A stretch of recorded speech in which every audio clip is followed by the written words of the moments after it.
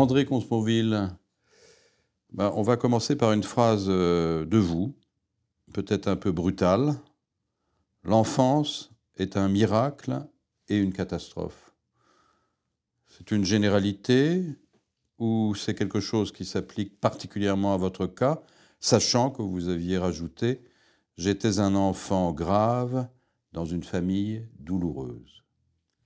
Alors la deuxième phrase, c'est mon cas particulier, évidemment. La première qui m'est venue comme ça, c'est une vérité générale. Ma vérité, c'est peut-être un bien grand mot, mais c'est ce que je ressens. Un miracle, chacun le conçoit par la nouveauté d'une existence. Le moindre nouveau-né est une espèce de miracle. Et ça va durer quelques années. Et une catastrophe, parce qu'on a le sentiment d'abord de l'immensité de la souffrance possible et probable. C'est ça le pire, puisqu'au fond, un enfant qui naît, les deux seules choses sûres, c'est qu'il va souffrir et qu'il va mourir. Tout le reste, il n'y aura pas que ça, mais tout le reste est incertain. Voilà, et donc c'est ce que je ressentais. C'est une phrase qui m'est venue comme ça, qui relève plus de la littérature que de la philosophie. Ce n'est pas une thèse que je défends, mais c'est quelque chose que je ressens profondément. Oui. D'ailleurs, je crois que c'est Sartre qui, à propos de Merleau-Ponty, vous savez, dans ce joli texte qu'il a écrit à la mort de Merleau-Ponty, oui, pour se réconcilier de façon posthume, comme il le fera à la mort de Camus. Sartre écrit joliment « Merleau-Ponty ne s'est jamais remis d'une enfance heureuse ». Et ça m'avait frappé parce que moi, je pensais à l'époque ne m'être jamais remis d'une enfance malheureuse. Et donc, la conclusion que j'en ai tirée, c'est que heureuse ou malheureuse, on ne s'en remet jamais de son enfance.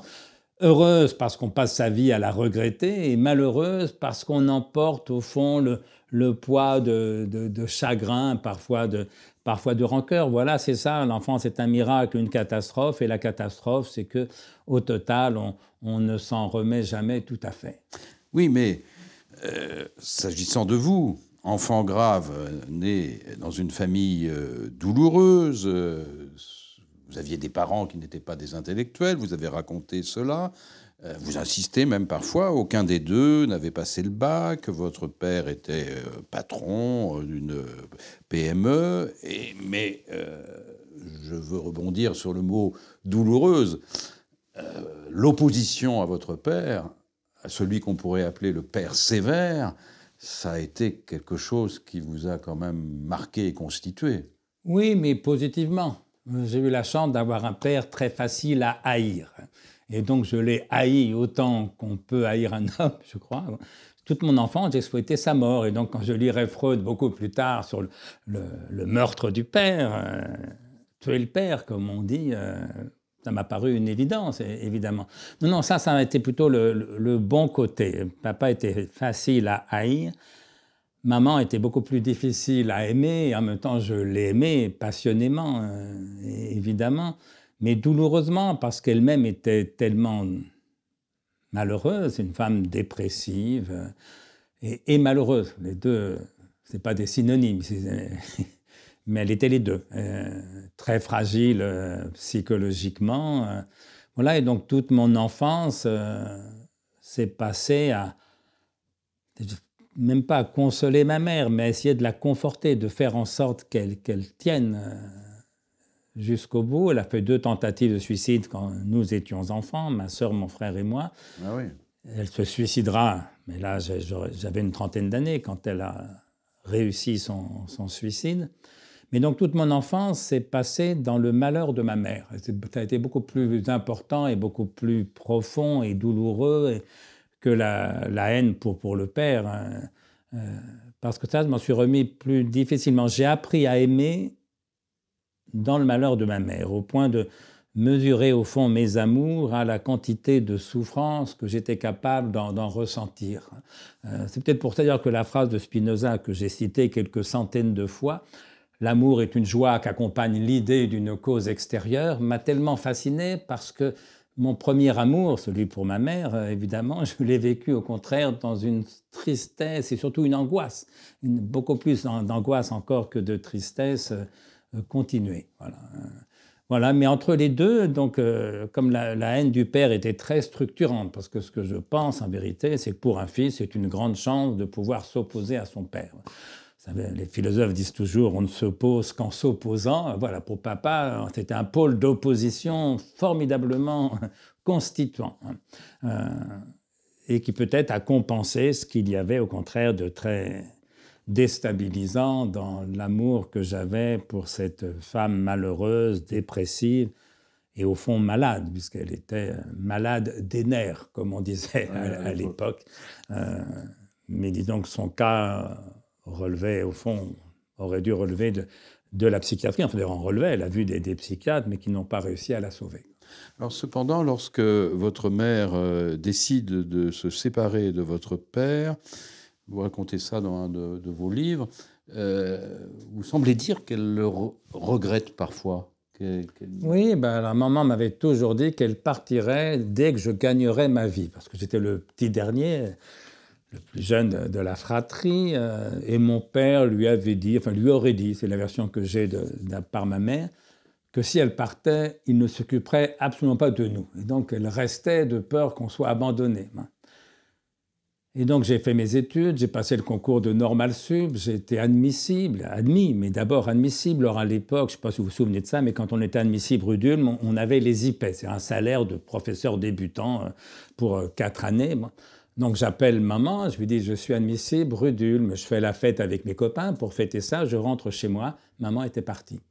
Et là, ça m'avait épaté de courage, de netteté, ça faisait des années qu'elle m'en parlait, mais elle est partie le jour même, avec un petit type très gentil comme tout, un ouvrier électricien, gentil, modeste et doux, c'est-à-dire le contraire exact de mon père, mais avec lequel, évidemment, elle s'est ennuyée. Et 1 mois ou 2 plus tard, elle me pleurait dans les bras. Alors, je lui demande « Mais pourquoi tu pleures ?» Et elle me répond « Ton père me manque. » Ah, incroyable. J'étais effondré. Et voilà, mais elle était comme ça, quoi. Et donc, elle a vécu pendant des années. L'électricien est mort d'un cancer très tôt, donc elle a eu ce veuvage après douloureux. Et puis elle vivait pendant des années dans une espèce de misère. Financièrement, elle était quand même très, très fragile. Enfin, tout ça a été triste, quoi. Triste, avec en plus beaucoup d'alcool de son côté, enfin, beaucoup d'alcool. Trop d'alcool, disons. Voilà. Et donc, ça n'a pas été gai. Voilà. D'où l'adjectif. Sauf que, pendant des années, la chose a l'air atroce à dire, mais je me disais, quand maman sera morte, quel soulagement ça sera de ne plus avoir à m'angoisser pour elle. Parce qu'il m'arrivait des fois de sentir une angoisse en moi, mais pourquoi je suis angoissé comme ça? Ah oui, il faut que j'appelle maman. Et donc, j'appelais maman. Et donc, j'ai le sentiment que sa mort serait une espèce de soulagement. Et puis, elle s'est suicidée, et j'ai été malheureux comme jamais. J'aurais tout donné, mais vraiment tout, pour la revoir 10 minutes. Simplement pour lui dire une dernière fois à quel point je l'aimais, quoi. Le soulagement a fini par venir. Je me souviens que quelques mois après, dans la rue, je vois de loin une femme que je prends pour ma mère. Immédiatement, l'angoisse est là. Et elle me dit « Ah non, elle est morte ». Et le soulagement est venu. Donc, ce que j'avais anticipé, cette espèce de soulagement d'être, si j'ose dire, débarrassé du malheur de ma mère et de l'angoisse que ça suscitait en moi, il est venu après, mais plusieurs mois après, au moment de l'enterrement, j'ai pleuré comme jamais. Enfin, comme jamais jusque-là, parce qu'après, j'aurais d'autres raisons encore pires de pleurer, quoi. Permettez-moi de revenir un petit peu en arrière. Donc avant le baccalauréat, il y a mai 68, et vous avez 16 ans durant les événements, et là, nous passons dans une phrase lumineuse, « C'est l'un des moments les plus heureux de mon existence ». Vous l'avez écrit et vous le pensez encore? Ah oui, tout à fait. C'est formidable d'avoir 16 ans en 1968 à Paris. En plus, il a fait très beau ce printemps-là, si vous voulez. Donc, occuper le lycée, on est dans la cour, on déplaçait les bancs pour rester toujours face au soleil. C'était ce que j'appelle le mai des lycéens, parce que le mai des étudiants se prenait tellement au sérieux qui ne pouvait pas être vraiment heureux, puisqu'il était dans une espèce de mythologie de cinéma qu'ils se jouaient eux-mêmes. Mais nous, à 16 ans, on ne pouvait pas avoir le sentiment de faire la révolution. Donc, on vivait ça dans une légèreté formidable, une sensualité formidable. On avait 16 ans, le lycée était mixte.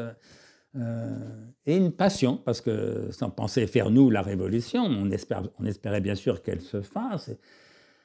Et donc je me suis réveillé d'extrême gauche, parce qu'on n'était pas encore à l'époque d'ultra gauche, je me suis réveillé d'extrême gauche vers le 13 mai au matin. J'ai dû être anarchiste 8 jours, trotskiste 4, je crois que j'ai échappé au maoïsme. Tout ça était parfaitement ridicule, évidemment, avec beaucoup de panurgisme, de naïveté, de niaiserie et de sincérité et de générosité. C'était tout ça à la fois, quoi. Oui, j'ai vécu ça dans un très grand bonheur. Puis mon père était tellement à droite, tellement réactionnaire que mon enthousiasme politique en a été très vite conforté. Oui. Voilà, et donc il a fallu quelques mois pour qu'on se rende compte que du côté du gauchisme, il n'y avait évidemment aucune chance de réussite. On l'a compris assez tôt. Je dis on parce qu'on était un petit groupe d'amis, dont mon ami Jean Salem, dont il faut dire un mot. Je ne sais pas si vous l'avez connu. Je l'ai connu. Mon meilleur ami à l'époque était donc Jean Salem, qui se trouvait être le fils de Henri Alleg. Alors, Henri Alleg, militant héroïque du Parti communiste algérien, torturé par les paras-français, qui en a fait un très beau livre qui s'appelle « La question », publié à l'époque avec une préface fameuse de Jean-Paul Sartre. Et donc Jean Salem, qui à l'époque s'appelait Jean-Michel Salem, qui était aussi gauchiste que moi, mais évidemment avec la formation politique que son père lui avait donnée, il a compris un peu plus vite que nous qu'il n'y avait aucun avenir du côté du gauchisme et que l'anticommunisme des gauchistes était ridicule en vérité. Et donc on a fait ce qu'on appelait à l'époque entre nous de l'entrisme intelligent, c'est-à-dire qu'on a tous, on était 8, mais à 8 on adhère aux jeunesses communistes et puis quelques mois plus tard au Parti communiste. En faisant de l'entrisme, parce qu'on n'était pas d'accord avec la ligne du Parti communiste de l'époque, mais dans l'espoir de la modifier sur la durée et non pas de faire une scission 2 ans plus tard à la façon des trotskistes. C'est donc ce qu'on appelait l'entrisme intelligent. C'était un entrisme non trotskiste, un entrisme à long terme dans l'espoir de finir par influencer le Parti communiste. Il est clair qu'on a échoué, mais on aurait pu réussir, c'est-à-dire, au fond, une évolution un peu à la façon du Parti communiste italien a été possible, ce qu'on appelait l'eurocommunisme à l'époque, pendant quelques années. Ça n'aurait bien sûr rien résolu. Sur le fond, d'ailleurs, pas paradoxalement, mais très symboliquement, si j'ose dire.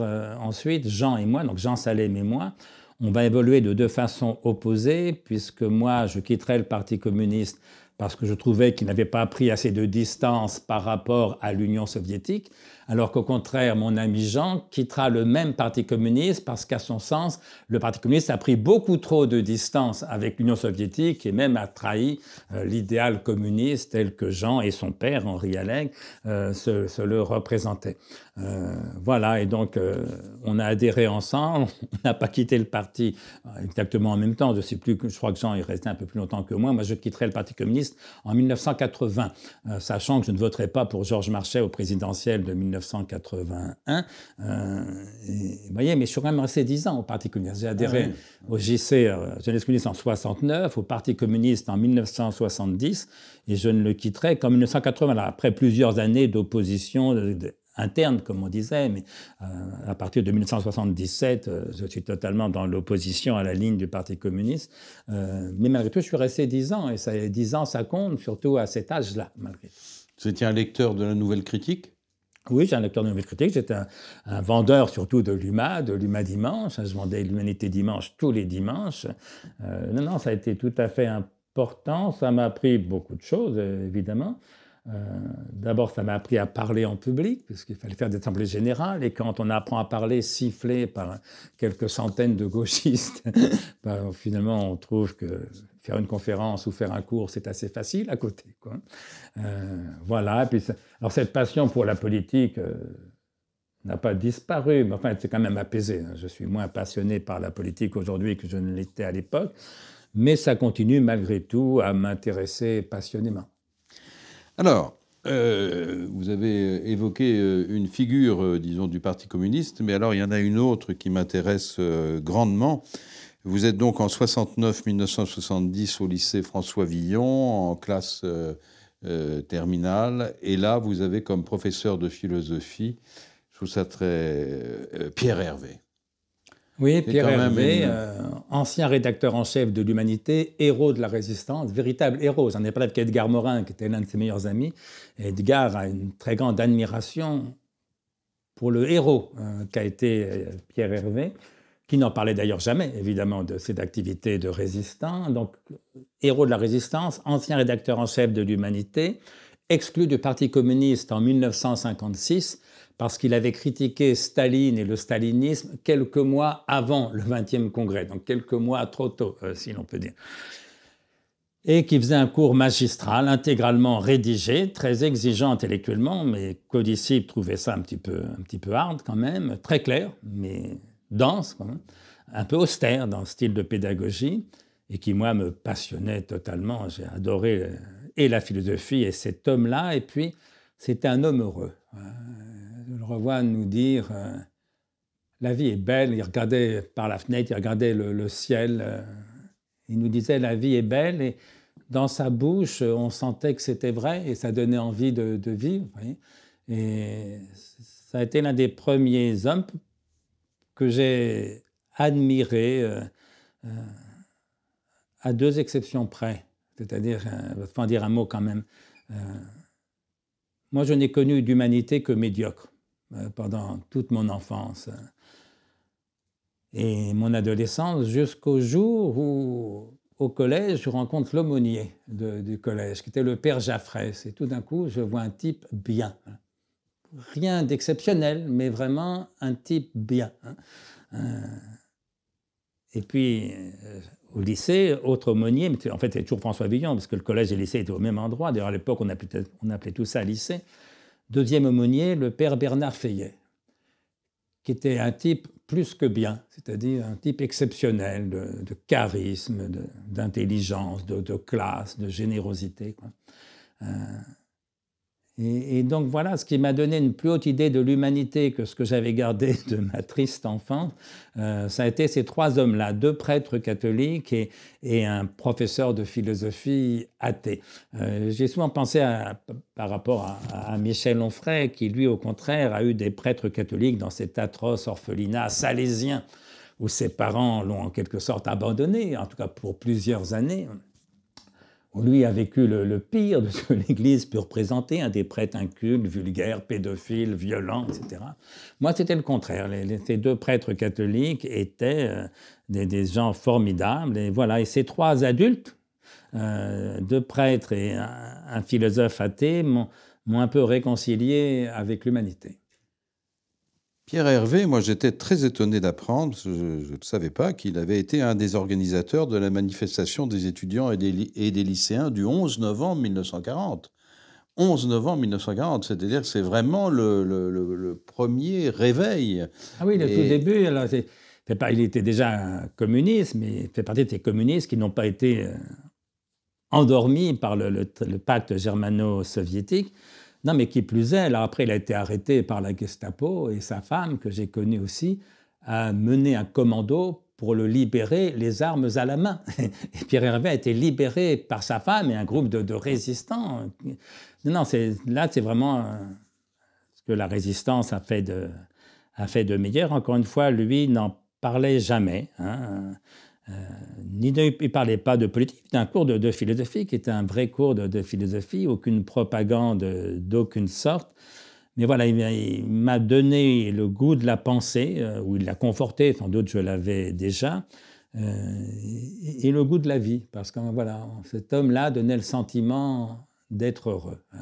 Et pour moi, c'était quelque chose de tout à fait étonnant. Il avait pris à la lettre les fameux jours heureux du programme national de la résistance. Oui, on peut penser ça, mais je pense qu'il avait... Parce qu'à l'époque, il avait rompu avec le Parti communiste. À l'époque, on le disait gaulliste de gauche. Je ne sais pas du tout si lui-même aurait assumé cette caractérisation, mais enfin voilà, il était plus du tout militant. Les philosophes dont il parlait, il pouvait parler de Marx à l'occasion, mais c'était plutôt Sartre, Merleau-Ponty, il était très branché sur la phénoménologie française, finalement. D'ailleurs, les premiers livres de philosophie que j'ai lus grâce à lui, et grâce à ça, ça a été la phénoménologie de la perception de Merleau-Ponty et l'être et le néant de Sartre.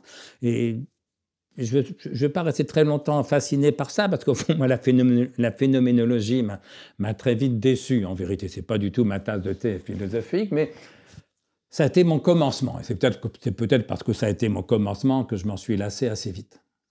Alors après, vous vous retrouvez donc en classe préparatoire, vous passez du lycée François Villon au lycée Louis-le-Grand, et là encore, une autre rencontre, on peut estimer, alors pas en Hippocagne, mais en Cagne, si j'ai bien compris, André Pessel, avec André Pessel, professeur, qui est disparu d'ailleurs récemment.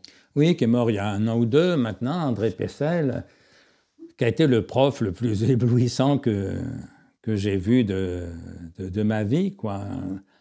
Peut-être avec Michel Serres, mais avec plus de chaleur, de drôlerie que Michel Serres, et peut-être un peu moins de narcissisme. Non, c'était un professeur extraordinaire, d'intelligence, de rapidité d'esprit, de chaleur humaine, et en même temps, sans aucune démagogie, c'est-à-dire qu'il nous vouvoyait, il nous appelait messieurs, parce qu'à l'époque, c'était pas mixte à Louis-le-Grand. Il n'y avait aucune copinerie entre lui et nous, mais une paix de chaleur, comme ça, formidable. Et puis, il aimait tellement la pensée que ça donnait envie de penser. Il était tellement intelligent que ça donnait envie de le devenir. Alors après, quand on n'a plus été ses étudiants, après, on pouvait devenir amis. D'ailleurs, j'ai été très, très proche de lui pendant quelques années. Là, on se tutoyait, on s'est saoulés ensemble. Mais non, en Cagne, d'ailleurs, tous les profs que j'aimais, que ce soit Pierre Hervé, André Pessel, Marcel Conche, même Louis Althusser, finalement, étaient plutôt des profs distants. Aucun ne tutoyait ses élèves. Ils faisaient des cours qui étaient des cours magistraux. Et d'ailleurs, moi, quand je ferai cours, je prendrai modèle sur les profs que j'ai aimés. J'ai fait des cours magistraux. Vous voyez bien sûr mes élèves, et je ne jouais pas du tout à copiner avec ce qui m'a toujours paru extrêmement désagréable. Alors, Louis Althusser, c'est étonnant, parce que quand vous affirmez, pour cette époque-là, le philosophe contemporain dont je me sentais le plus proche, on ne peut pas dire que le style d'André Comte-Sponville et le style d'Althusser soient équivalents, loin s'en faut. Oui, mais c'est ça qui est l'avantage d'Althusser, c'est qu'au fond, il a suscité peu de copies. Si on pense au nombre de lacaniens qui ont passé leur vie à plagier Lacan, à mimer Lacan, à imiter Lacan, et qui se sont, pour certains, autodétruits intellectuellement à cause de ça, Althusser a forgé des disciples qui étaient beaucoup plus libres de ce point de vue et qui n'ont pas passé leur vie après à imiter Althusser. Et donc c'est vrai aussi pour moi. Mais déjà, à l'époque, en vérité, moi, je ne me disais pas althusserien, je me disais marxiste, mais un peu comme lui, d'ailleurs. Et simplement, c'est vrai qu'après, je vais m'éloigner de Marx, pour qui je garde évidemment beaucoup d'admiration, et dont je reste philosophiquement assez proche à bien des égards. Mais du coup, je m'éloignais en même temps de Louis Althusser. Mais voilà, je l'ai aimé, d'ailleurs je l'aime toujours. L'homme était infiniment touchant et aimable, au sens le plus fort du mot, mais je n'ai jamais essayé de l'imiter. J'ai bien vu que ce n'était pas ma tasse de thé. D'ailleurs, il y a un épisode qui a été important dans ma vie, enfin, que je crois que je le raconte dans un de mes textes, mais le livre à l'époque qu'il fallait lire, c'était Les mots et les choses de Michel Foucault. C'était le livre. Donc je commente la lecture des mots et des choses qui m'ennuie considérablement. Donc pour moi, ce n'est pas de la philo, c'est de l'histoire, de l'histoire qui me paraît un peu douteuse. Bon, c'est bien, c'est très bien écrit, mais au fond, qu'est-ce que j'en ai à faire? Bref, au bout de 150-200 pages, je laisse tomber. Et je revois mon meilleur ami de l'époque, quand je lui dis que j'ai arrêté la lecture, il en avait de la peine pour moi, et je comprenais que j'étais en train de rompre avec la modernité du moment, et c'était vrai. Et donc, quelques jours plus tard, je reprends les pensées de Pascal, que j'avais lues et admirées, évidemment, à 16 ans, du temps où j'étais catholique. Et là, j'étais communiste, athée, j'avais, je ne sais pas quoi, 22 ans peut-être, et dans ma turne rue d'Ulm, je relis les pensées de Pascal. Et j'ai une fascination bouleversée pour ce chef-d'œuvre. Et je ne comprenais pas que tout le monde me parle des mots et les choses. Livre, à mon sens, que je jugeais secondaire, très estimable, très talentueux, très savant, tout ça va de soi, mais à côté des pensées de Pascal, ça n'existe pas. Et à un moment, je me lève et j'entends un floc. Il y avait 1 centimètre d'eau dans ma turne, dans ma chambre. J'avais laissé un robinet ouvert et j'étais tellement fasciné par les pensées de Pascal que je ne m'étais pas rendu compte que l'eau s'était répandue partout dans ma turne, si vous voulez. Voilà, et ça, une fois qu'on aime passionnément les pensées de Pascal, évidemment, ça remet Michel Foucault, mais aussi Louis Althusser à sa place. Et donc, voilà, Louis Althusser est un très brillant commentateur de Karl Marx. Mais ça n'est jamais qu'un commentateur de Karl Marx. Et donc, c'est beaucoup moins important que Karl Marx, lequel Karl Marx est quand même beaucoup moins important que Blaise Pascal, lequel est d'ailleurs beaucoup moins important qu'Aristote. Et donc, je suis rentré dans cette espèce de régression vers les plus grands génies de l'histoire de la philosophie, pas tous grecs. Je mets les méditations de Descartes aussi haut que l'éthique à Nicomaque, peut-être même plus haut. J'ai souvent dit que pour moi, les méditations de Descartes étaient le plus beau livre de philosophie de tous les temps. Ah oui. Mais voilà, mais à côté des méditations, effectivement, lire le Capital, pour Marx, les mots et les choses, sans parler de la différence avec un A de Derrida, tout ça m'a paru totalement dérisoire. Et donc, je suis entré, oui, dans ce qu'un de mes amis appelait mon fondamentalisme philosophique, c'est-à-dire ne plus lire que les textes fondamentaux de la philosophie et prendre le plus de distance possible avec ce qui était la modernité de l'époque. Et je pense que ça m'a en partie sauvé, parce que du coup, j'ai fait de la philosophie de la façon des philosophes que j'aime, et plutôt d'imiter des gens que je n'aime pas beaucoup. Voilà, j'ai pris modèle sur ceux que j'aimais, si bien que, pour revenir à mon maître André Pestel, mon maître de Kant, donc je publie mon premier livre, Le mythe d'Icare. Je l'envoie bien sûr à Pestel. Je l'envoie aussi à Foucault, d'ailleurs, qui va me répondre très, très chaleureusement et très généreusement, mais je l'envoie à Pestel. Donc le mythe d'Icare en 1984. 1984, le mythe d'Icare. Et Pestel, que je rencontre par hasard quelques semaines plus tard, rue Saint-Jacques, me dit « Mais j'ai lu ton livre, c'est très étonnant. » Il me dit « Tu fais de la philosophie comme plus personne n'en fait. » Puis il se tait quelques secondes et il ajoute « Comme plus personne n'ose en faire. » Sincèrement, je n'ai jamais su si dans sa bouche c'était un reproche ou un compliment. Mais il avait raison. C'est-à-dire que, et d'ailleurs, quand le livre est paru, il a paru d'un archaïsme, d'un anachronisme. Je me souviens, mon ami Roland Jacquard, qui était l'éditeur du mythe d'Icare, m'avait dit que sa grande amie Sarah Kaufmann lui avait dit « Mais qui c'est ce type qui parle d'Épicure, de Spinoza à toutes les pages ? Il n'y a pas une ligne sur Derrida. » Elle avait raison sur le constat. Mais voilà, c'est comme ça que j'ai rompu avec la modernité des années 70. Et au fond, je ne les ai jamais regrettés. Mais encore une fois, rappelons que des gens comme Foucault, Althusser, Deleuze, pour qui c'est sans doute le plus talentueux des trois, mais c'est des gens qui avaient infiniment de talent et de culture, surtout pour Foucault et Deleuze. Mais le talent, la culture, ça ne suffit pas. Et en tout cas, voilà, moi, la philosophie que j'aimais, c'était Descartes, c'était Spinoza, c'était Épicure. Ça a été un peu plus tard Aristote, que je mets peut-être plus haut que tous. Kant, en un sens, et du fait que je ne suis ni aristotélicien ni kantien, mais voilà, pour moi, ce sont eux les grands génies de la philosophie.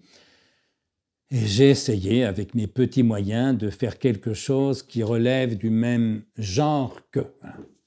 D'où l'importance de ne pas être trop suiviste par rapport à son époque, mais peut-être que justement cette singularité qui passe aussi peut-être par un grand écart, parce que vous admirez Althusser, mais très vite, à la Sorbonne, vous admirez Marcel Conche, qui est pourtant plus austère, enfin disons, comme approche. Comme style de pédagogie, pas forcément, mais plus ancien dans ses références. Mais il faut dire que, vous savez, Althusser, enfin, encore une fois, que j'aime vraiment beaucoup, cette personne, c'était infiniment touchant, mais sorti de Marx, de Feuerbach et de Hegel, qu'est-ce qu'il connaissait en philosophie ? Pas grand-chose. Oui, il avait eu Descartes, Platon, mais pas plus que ça, finalement. D'ailleurs, il ne jouait pas à celui qui savait, il avouait tranquillement ses ignorants.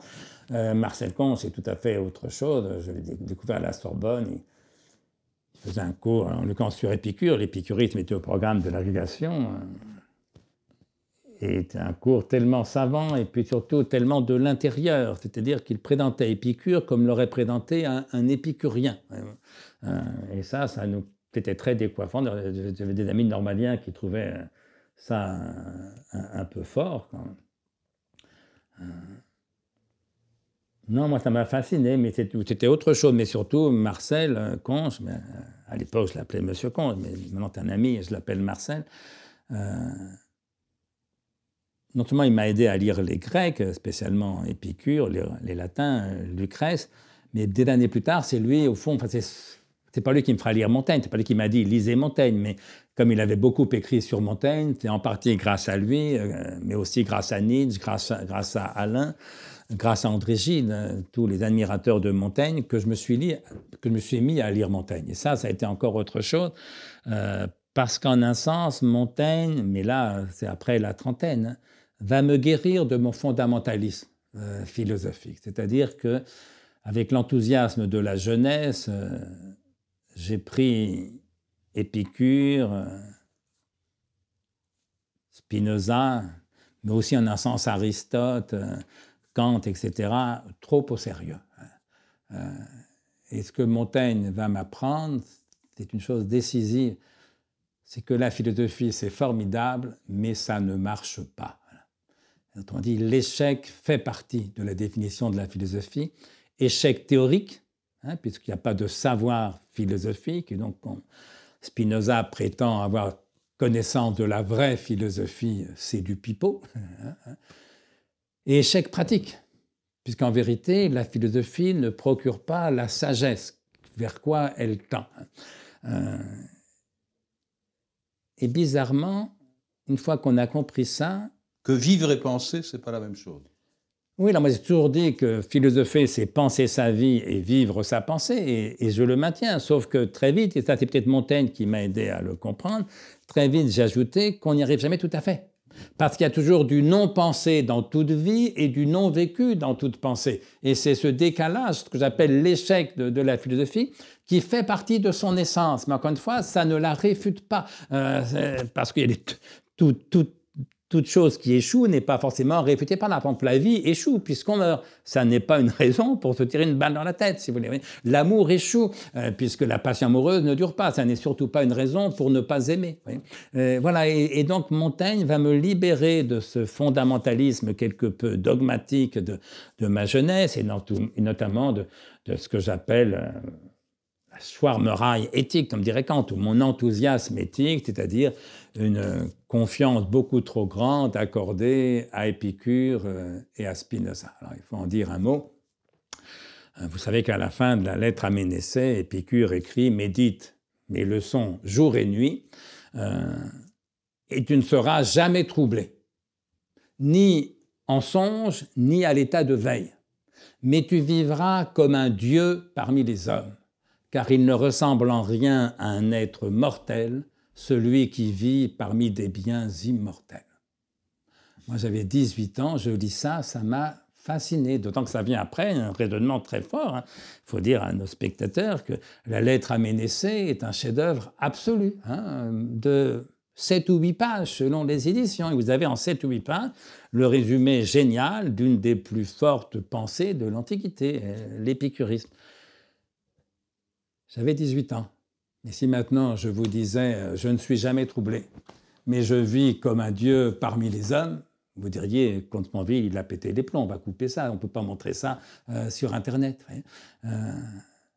Eh bien voilà, la récusation de cette ataraxie épicurienne, c'est que le mot grec dont Épicure se sert pour désigner ce que Spinoza appellera la béatitude, c'est ataraxia. Le A est privatif, donc ataraxia, ça veut dire absence de trouble.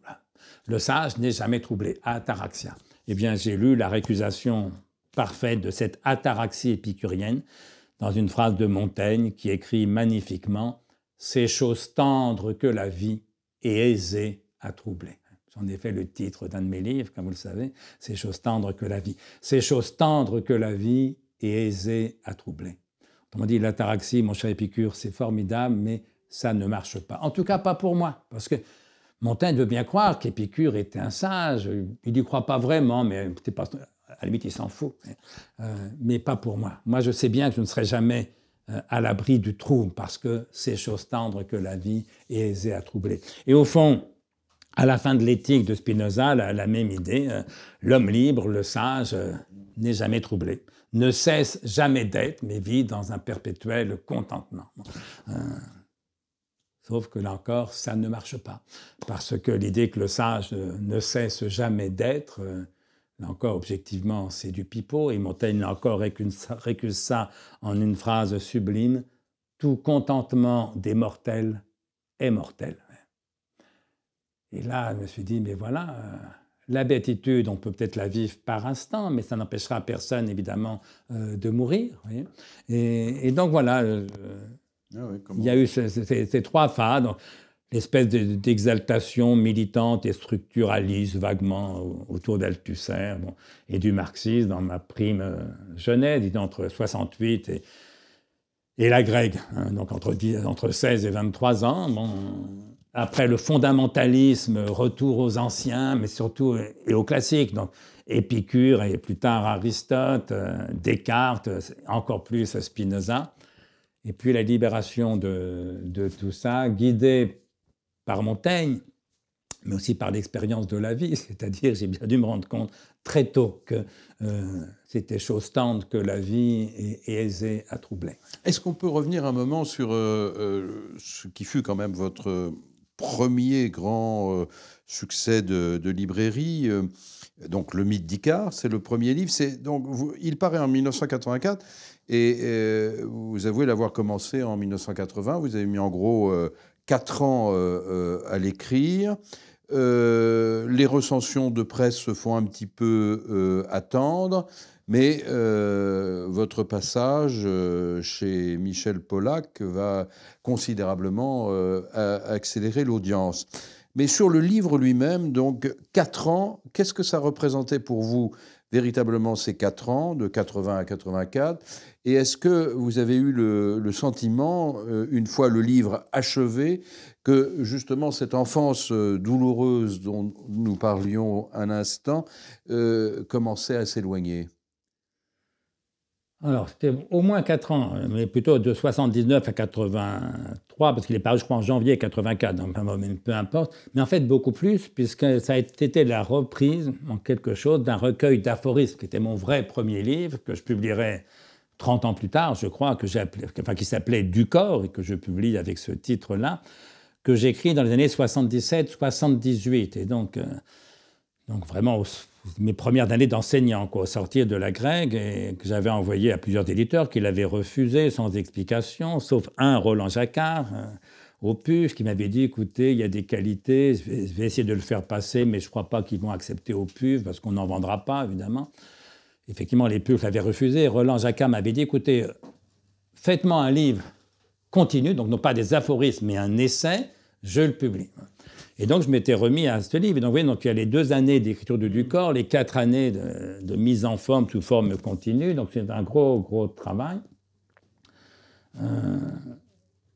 Mais qui déjà, si je compare les aphorismes du corps, qui sont à fond dans l'exaltation éthique que j'évoquais tout à l'heure, déjà dans le Mythe d'Icare, je suis ressorti déjà de ça. Je suis beaucoup plus lucide. Je vois bien que la sagesse est un idéal et qu'aucun idéal n'existe. Et donc, c'est un livre que j'assume tout à fait. D'ailleurs, je pense que c'est tout à fait un bon livre. Et oui, il s'agissait d'apprendre à aimer la vie, et donc de me sortir de cette enfance malheureuse, sans avoir besoin pour cela ni des consolations de la religion qui avaient accompagné mon adolescence, ni des espérances ou des utopies marxistes qui avaient accompagné ma jeune maturité, si l'on peut dire. Donc voilà, il s'agissait d'inventer, comme je le disais à l'époque, une sagesse pour notre temps, qui rende l'idée de bonheur à nouveau concevable. Et au fond, ça a marché à ceci près que nous avons, ma femme et moi, perdu notre premier enfant à ce moment-là. Et donc le livre est dédié à Claire Lou, qui était le prénom de cette petite fille qui est morte à 6 semaines d'une méningite fulgurante. Et donc ce livre, qui était censé me réconcilier avec le bonheur, a été quand même marqué beaucoup par le malheur. Il se trouve que la petite Claire, ou Claire Lou, qui était son nom complet, est morte le 7 mai 1981. Et moi qui depuis 10 ans, 11 ans, militais d'arrache-pied pour que la gauche arrive au pouvoir. Et j'étais pas à la Bastille le 10 mai, parce que le 10 mai, j'étais au fond du trou. Et là aussi, ça a joué un rôle. C'est-à-dire que cet espoir politique pour qui je m'étais tellement donné, parce que j'ai été un militant enthousiaste, acharné. Enfin, ça m'a pris beaucoup de... J'étais presque militant à plein temps certaines années. Et puis tout d'un coup, le malheur vous frappe et vous empêche de jouir de cet événement que vous espériez depuis plus de 10 ans. Et même chose, au fond, philosophiquement, puisque j'ai écrit un livre pour me réconcilier avec le bonheur, et puis le deuil me frappe en cours de rédaction, puisque... voilà, mais ça fait partie de la vie, quoi. C'est comme ça, mais...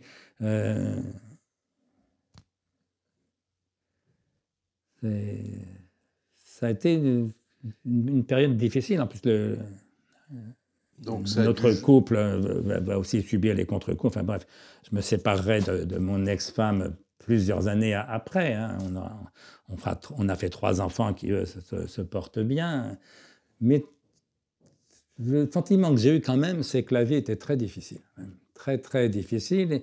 Et que c'est pour ça qu'il fallait philosopher. Parce que autant la philosophie échoue à donner cette espèce d'ataraxie ou de béatitude indestructible, autant elle aide à vivre. Ça m'a paru clair et je continue de le penser. C'est-à-dire, sans la philosophie, sincèrement, je ne sais pas comment je m'en serais sorti. Voilà, et donc, mais oui, peut-être quand on dit que la philosophie échoue, c'est l'idée de Pascal, mais on trouve la même chez Montaigne. Se moquer de la philosophie, c'est vraiment philosopher. Autrement dit, se moquer de la philosophie, c'est avoir conscience de ses limites, de son échec, mais en même temps comprendre que mieux vaut vivre intelligemment que vivre sottement, et qu'au fond, la philosophie, ça sert à vivre le plus intelligemment qu'on peut. Donc oui, c'est bien penser sa vie, c'est vivre sa pensée, et la vie est difficile, la pensée aussi d'ailleurs, pour d'autres raisons, et entre les deux, il y a toujours un décalage qui fait que personne n'est jamais sage absolument. Voilà. Vous n'avez jamais été tenté par la psychanalyse? Si, j'en ai fait une d'ailleurs au moment où mon couple n'allait pas bien. Et donc j'ai voulu voir s'il y avait quelque chose en moi à comprendre. Donc j'ai passé 2 années à faire une psychanalyse avec intérêt, mais pas plus que ça. Finalement, je me suis avéré, alors, après ça dépend peut-être sur qui on tombe, mais j'ai une psychanalyse à qui j'ai rien à reprocher, mais je n'ai jamais ressenti le moindre transfert. D'ailleurs, je trouve que l'idée même de transfert pour un adulte est une idée un peu curieuse. Et donc, ça a été un peu une psychanalyse un peu à froid. Vous voyez. J'ai fait le travail, association libre, etc. Je racontais mes rêves, tout ça. Bon. J'ai appris des choses sur moi, notamment ce que j'ai appris peut-être de plus clair, c'est qu'au fond, je supportais encore plus mal l'angoisse que le chagrin. Et que donc mon geste foncier était d'anticiper le deuil pour qu'il soit derrière moi et non pas devant.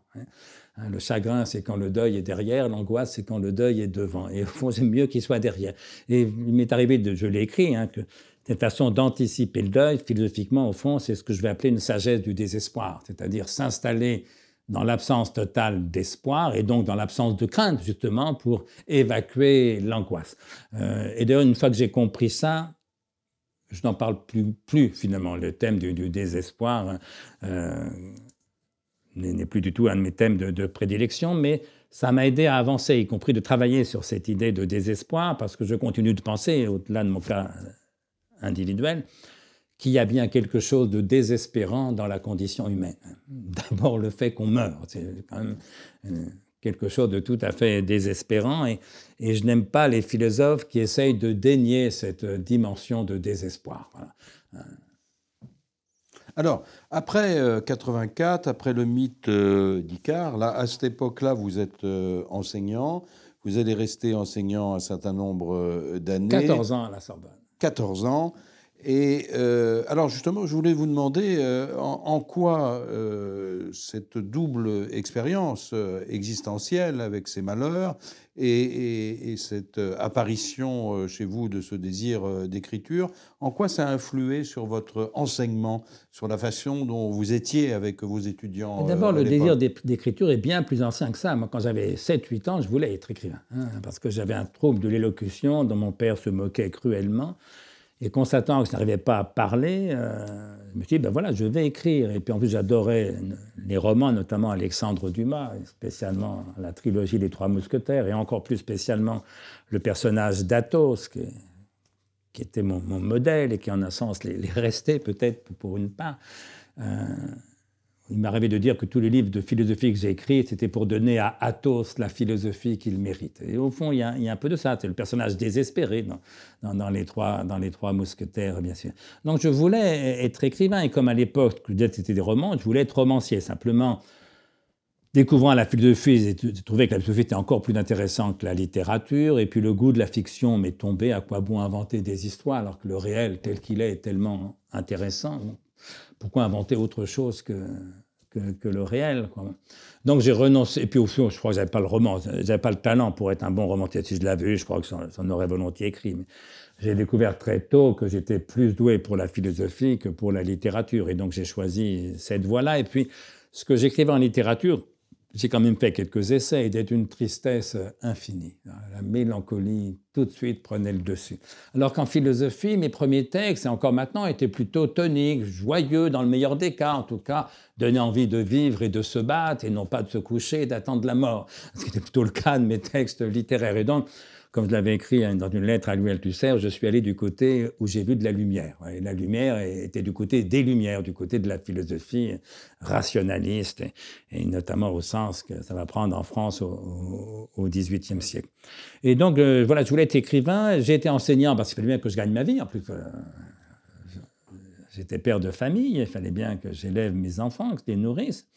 Et j'ai toujours bien distingué ma vocation, qui était d'écrire, et mon métier, qui a été pendant des années d'enseigner, parce que 14 ans à la Sorbonne, mais avant, j'avais fait 7 ou 8 ans dans le secondaire et dans des écoles, une école normale d'instituteur.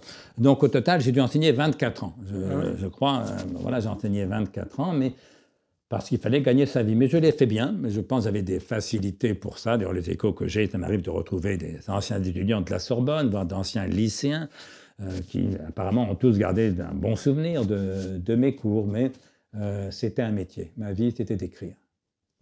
Et vous arrêtez d'enseigner en quelle année, en gros? 98, si mes souvenirs sont bons.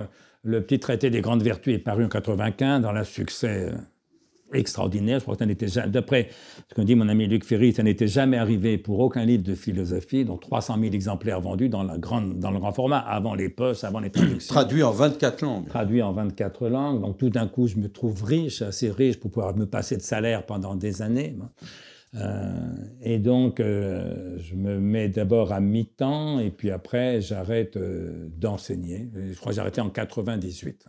Ça fait donc 46 ans. Voilà, 46 ans. Je suis non pas en retraite, parce que je ne touchais bien sûr pas de retraite, mais en disponibilité. Pendant 6 ans, on a le droit à 6 années de disponibilité. Au bout de 6 ans, il fallait choisir, réintégrer ou démissionner. J'ai démissionné. Et donc voilà, donc j'ai arrêté d'enseigner à 46 ans pour me consacrer à l'écriture, évidemment, parce qu'encore une fois, enseigner, c'était un métier. Ma vocation, c'était d'écrire, et dès que l'écriture m'a permis de gagner ma vie, il va de soi que j'ai arrêté d'enseigner, et je ne l'ai jamais regretté. Alors, est-ce que, puisque vous êtes devenu un conférencier, disons, est-ce que pour vous, il y a continuité entre le métier d'enseignant et le métier de conférencier, puisque chez vous, ça deviendra... Il y a continuité parce qu'on travaille par sa parole, parce qu'on transmet quelque chose, parce que dans mon cas, ça relève de la philosophie dans les deux cas, avec deux différences très importantes. C'est que les conférences que je fais, je les fais devant des adultes, et donc devant des gens qui connaissent la vie par expérience, et pas seulement par oui-dire. C'est pas la même chose de faire une conférence sur l'amour, devant des gens qui ont 30 ans, 40 ans, 50 ans, qui ont divorcé une fois ou deux, qui ont été amoureux plusieurs fois, qui ont vécu le désamour plusieurs fois, ou faire un cours sur l'amour à des gamins de 18 ans qui ont déjà été amoureux sans doute, mais enfin, qu'est-ce qu'on sait de l'amour à 18 ans? Pareil, et presque à fortiori, si je fais une conférence sur le travail devant des chefs d'entreprise, des cadres, des salariés qui sont au boulot, alors que faire un cours sur le travail à des adolescents, il ne connaît de travail que le travail scolaire des études, ce qui n'est pas ce qu'on appelle le monde du travail. Donc, j'aime mieux parler à des adultes qui connaissent la vie d'expérience plutôt qu'à des jeunes gens qui ne la connaissent guère que par ouï dire. Deux, quand je faisais cours, je ne parlais jamais de ma philosophie. Et quand les étudiants à la Sorbonne s'en plaignaient parfois, je leur répondais « mais je ne suis pas payé par l'État pour faire cours sur la pensée d'André Comte-Sponville », ce qui m'aurait paru dérisoire, voire obscène. Non, je fais des cours sur Platon, Aristote, Épicure, Descartes, Spinoza, Kant, Nietzsche, etc.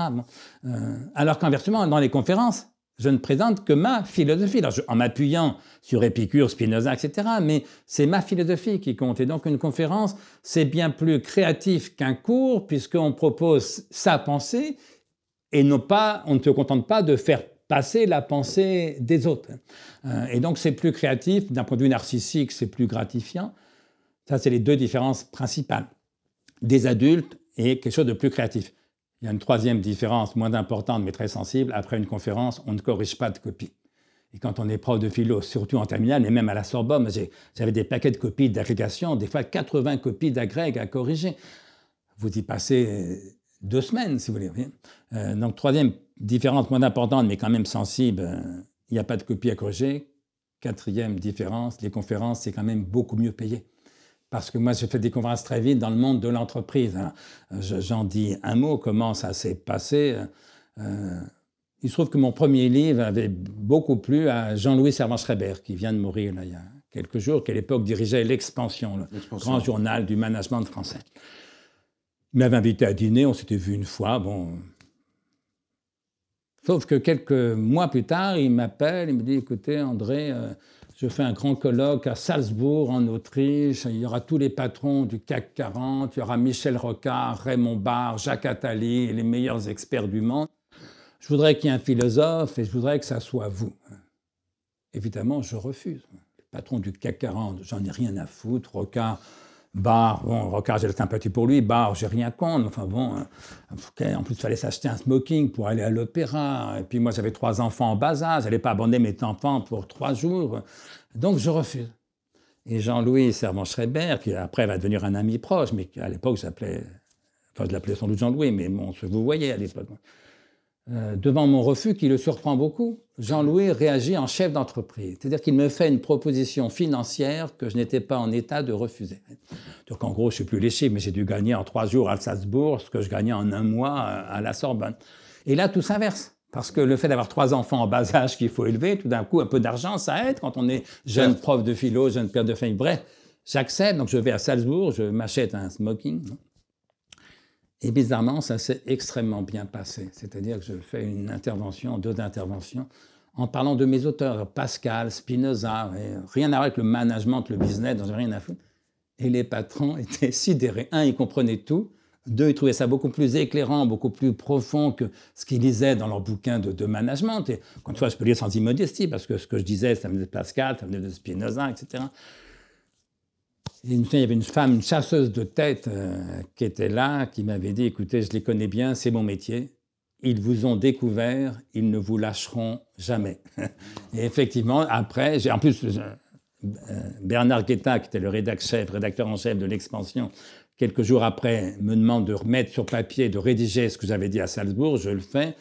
Ça fait la une de l'Expansion. Je prends comme titre « Le capitalisme est-il moral ?» Point d'interrogation. Et voilà. Et donc, du coup, le monde de l'entreprise m'a beaucoup sollicité. Comme c'est le seul endroit où on peut demander de l'argent quand on fait des conférences, ça m'a aussi aidé parce que j'ai arrêté d'enseigner parce que j'ai pu vivre de ma plume grâce au petit traité des grandes vertus. Mais sincèrement, je ne sais pas si ça aurait duré 30 ans s'il n'y avait eu que les livres. Et donc, les conférences ont beaucoup complété ça. Et je ne le regrette pas parce que ça m'a remis dans le monde réel, parce que je dis souvent mes collègues et mes amis, il y a quand même plus de monde qui travaille en entreprise que de gens qui travaillent à la Sorbonne, si vous voulez. Donc quand on ne quitte pas la Sorbonne, en plus, moi j'avais été étudiant à la Sorbonne, j'étais prof à la Sorbonne, enfin maître de conf à la Sorbonne. Je dis en plaisantant, au fond, l'histoire de ma vie, c'est que j'ai fait les 20 mètres qui séparent le fond de la salle Cavaillès du bureau de la salle Cavaillès à la Sorbonne. Hein. C'est quand même pas beaucoup, 20 mètres dans une vie, vous voyez. Et donc voilà, inversement, ça m'a obligé à me coltiner au monde réel. Alors j'en ai fait un livre que j'ai appelé effectivement, des années plus tard, « Le capitalisme est-il moral ?» avec un point d'interrogation. La réponse est d'ailleurs non. Il est ni moral ni immoral parce qu'il est foncièrement et radicalement et définitivement amoral. Mais voilà, ça m'a permis de penser un peu mieux notre société et d'y voir plus clair. Donc je ne regrette pas du tout d'avoir fait ça. Ça m'a permis de gagner ma vie. Là, ce n'est pas une vocation, c'est un métier comme l'enseignement. Mais ça m'a obligé à sortir un peu du quartier latin. Et il y a un moment quand même où il est bon de sortir du quartier latin. Dernière question pour ce beau parcours, pour achever ce beau parcours. Pourquoi avez-vous éprouvé le désir de sortir du bois au moment de la crise sanitaire et assez vite, au début du confinement en mars dernier, puisque nous sommes en décembre 2020 aujourd'hui? Il y a une bonne part de hasard, en vérité. C'est que vers le mi-mars, 17 mars, au tout début du confinement, ou la veille, je ne sais plus bien, ou le lendemain, une journaliste qui doit être Anna Cabana, si mes souvenirs sont bons, du journal du dimanche, m'appelle et me propose une interview. Et j'ai hésité, je me revois encore debout ici dans le salon. Il se trouve qu'elle le demandait gentiment, qu'elle avait un abord plutôt sympathique, donc j'accepte, et donc on fait l'entretien par téléphone. Elle le rédige, je relis la transcription, bon, ça paraît dans le journal du dimanche. Et ça a surpris parce que je ne disais pas la même chose que tout le monde. Alors qu'est-ce que je disais? Il ne faut pas non plus s'affoler trop pour une maladie qui n'est létale qu'à l'époque, on disait autour de 1% des cas. Maintenant, on sait que c'est plutôt entre 0,3 et 0,6% des cas. Je disais attention au panmédicalisme.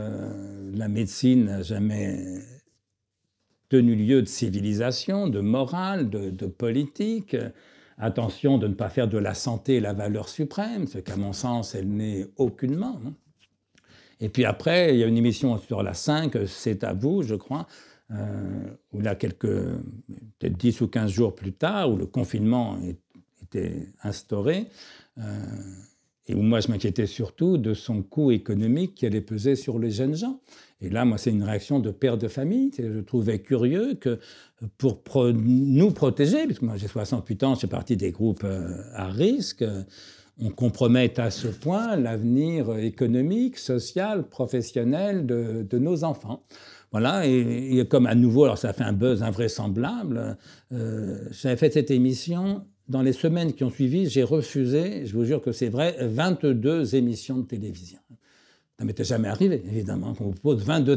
Certaines chaînes m'ont invité plusieurs fois, hein, mais 22 émissions. J'ai refusé parce que j'ai dit, écoutez, moi j'ai dit ce que j'avais à dire à C'est à vous. En plus, sur Internet, ça fait du buzz. Tout le monde peut voir, je ne vais pas répéter 22 fois la même chose. Et donc tout l'été, j'ai refusé toutes les invitations. Simplement, il se trouve qu'en septembre, j'ai publié un livre, mon dictionnaire amoureux de Montaigne, là où je ne pouvais plus refuser toute invitation. Donc, j'ai accepté quelques invitations à la télé en disant que je veux bien qu'on parle un peu de la Covid, mais à condition qu'on parle aussi de Montaigne. Il y a eu cette espèce de négociation. Et sur la Covid, c'est dit toujours la même chose. C'est un problème sanitaire tout à fait sérieux, évidemment. Les experts craignaient 300 000 morts possibles rien qu'en France. Il fallait donc évidemment faire quelque chose. C'est pourquoi je n'ai jamais condamné le confinement. Je ne l'ai ni approuvé ni condamné, mais j'ai dit qu'il fallait le respecter strictement puisque c'était une décision de nos élus. Moi, je suis un républicain, j'obéis à la loi de mon pays. Mais le fait d'obéir, ça ne me dispensait pas de m'inquiéter au fond sur 2 points. Un, ce que j'appelle le panmédicalisme. C'est-à-dire l'idée que la santé serait la valeur suprême et donc, en conséquence, tout déléguer à la médecine. Alors que je pense que la santé n'est pas la valeur suprême et même que la santé n'est pas une valeur du tout là. Je fais une distinction, j'en ai pas souvent à la télé, mais on peut dire un mot rapidement. Pour moi, la santé, c'est pas une valeur, c'est un bien. Un bien, c'est quelque chose qui est désirable, éventuellement enviable. Une valeur, c'est quelque chose qui est estimable, voire admirable. Je peux envier quelqu'un parce qu'il est plus riche que moi, parce qu'il est en meilleure santé que moi. Voilà, la richesse, la santé, ce sont des biens. Mais si je l'admire parce qu'il est plus riche ou en meilleure santé que moi, je suis un crétin, évidemment. En revanche, je peux admirer quelqu'un parce qu'il est plus généreux que moi, plus juste que moi, plus courageux que moi, plus aimant que moi. Et donc la justice, le courage, la générosité, l'amour, ce sont des valeurs. Et si on sacrifie les valeurs à des biens, on est déjà dans le nihilisme. Celui qui pense qu'il ne vit que pour le fric, nihilisme financier. Celui qui ne vit que pour la santé, nihilisme sanitaire.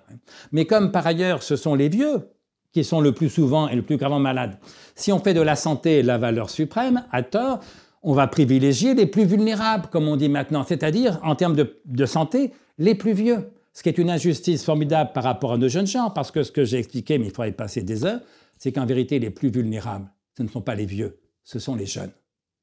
Parce qu'au fond, quel est le pire risque? Le pire risque de tous, ce que dit Camus dans le mythe de Sisyphe, mourir jeune. Ah mais, cher Philippe, vous et moi, on est parfaitement invulnérables. Ni vous ni moi, nous ne mourrons jeunes, on est tranquille. Nos enfants sont exposés à ce risque-là. Deuxième risque, le chômage. Moi, je suis retraité, je suis invulnérable face au chômage. Mes enfants ne sont pas du tout invulnérables face au chômage. Troisième risque, le réchauffement climatique. Dans 30 ans, peut-être la vie sur Terre deviendra difficile, mais à la limite, je m'en fous, dans 30 ans, je serai mort, je suis très peu exposé à ce risque-là. Mes enfants sont exposés à fond à ce risque-là. Autrement dit, la différence, c'est que moi, ma vie est faite.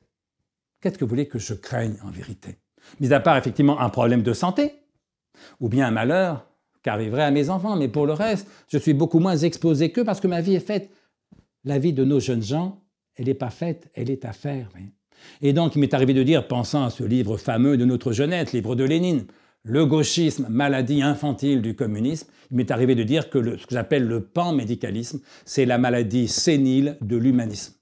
De l'humanisme, parce qu'il s'agit de sauver des vies humaines, et bien sûr c'est très bien de sauver des vies humaines, mais sénile, parce que si on ne considère la vie que d'un point de vue biologique, en termes de santé, alors en effet, les plus vulnérables, ce sont les plus vieux, et on va sacrifier 2 générations, les jeunes adultes d'un côté, les enfants, les adolescents de l'autre, à la santé de leurs parents ou de leurs grands-parents, ce que je trouve proprement invraisemblable. Oui. Alors oui, en période de crise sanitaire aiguë, quand Macron dit la priorité des priorités, c'est de protéger les plus vulnérables, c'est-à-dire en gros les plus vieux, bon, soit au pic de l'épidémie. Mais sur la durée, sur le long terme, que penseriez-vous d'un pays pour lequel la priorité des priorités, ce serait le sort de ses octogénaires? C'est totalement invraisemblable. Et donc j'ai dit, je redis aujourd'hui, pour moi en tant que citoyen, en tant que philosophe, en tant que père de famille, en tant qu'être humain, ma priorité des priorités, ce sont les jeunes en général et les enfants en particulier. Vous pensez vraiment, terminons pour de bon là-dessus, que votre vie est faite? Oui, elle est faite pour l'essentiel, c'est-à-dire qu'il ne peut plus rien m'arriver de grave, et c'est un peu le problème de la vieillesse, c'est que ce qui peut nous arriver maintenant forcément d'important, c'est des choses graves, si vous voulez. Oui, non, elle est faite, c'est-à-dire je suis encore exposé au malheur, mais d'abord parce que le malheur peut frapper mes enfants, et Dieu sait que je crains beaucoup plus leur malheur à eux qu'un malheur qui ne m'atteindrait que moi. Mais oui, elle est faite, et puis en plus elle est bien faite.